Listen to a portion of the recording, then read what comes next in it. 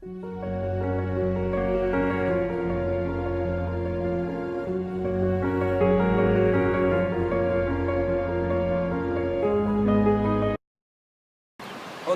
est une ville multinationale. Elle se caractérise par la diversité de sa population, tant sur le plan des nationalités que sur celui des langues.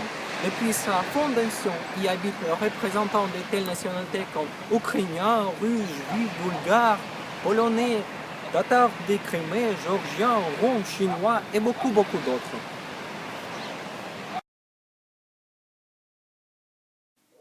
C'est pourquoi les problèmes des droits et des langues des minorités sont toujours actuels chez nous.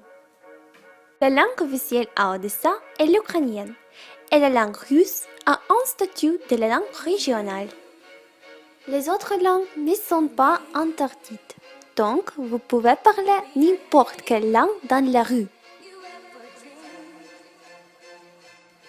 Mais l'usage de langue minoritaire nationale à l'école, dans les médias et comme langue d'administration reste un sujet de désordre entre ses partisans et le gouvernement. Dans tout le système éducatif, la langue d'enseignement est ukrainien, parfois russe.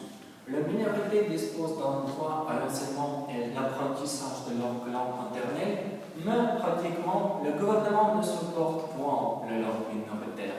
Il n'y a presque pas d'écoles, d'universités ou d'autres établissements où on enseigne une langue minoritaire.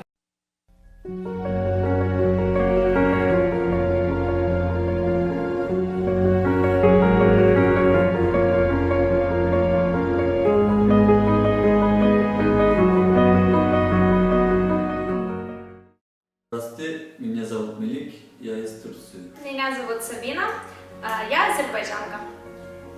Меня зовут Расимжан, я из Китая. Меня зовут Наталья Стоянова, я болгарка. Я так считаю, потому что здесь многие знают турецкий язык. Особых трудностей не испытываю. Меня муж пьет. Я так не считаю.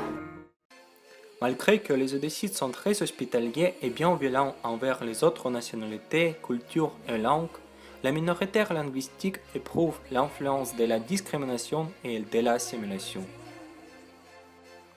La disparition de certaines langues de notre région est un appauvrissement du patrimoine linguistique d'Odessa.